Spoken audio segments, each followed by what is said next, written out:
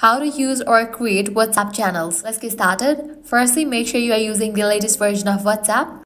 To check that, launch your App Store or Play Store. Then search for the app WhatsApp. After app appears, if you find the option of update, just click on it and update the app to its latest version. Once you update it, launch it. Now what you have to do is navigate to the updates page. Once you're over here, click on three dots given at the top right or top left corner. Now select the option Create Channel.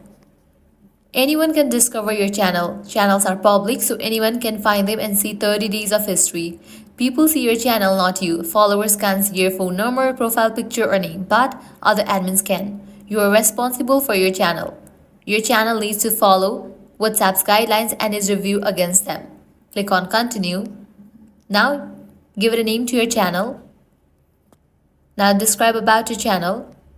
Once you fill out these, click on Create Channel. And just for that, you have created your channel. Now you can add a photo, share status. Likewise, you can share your channel link.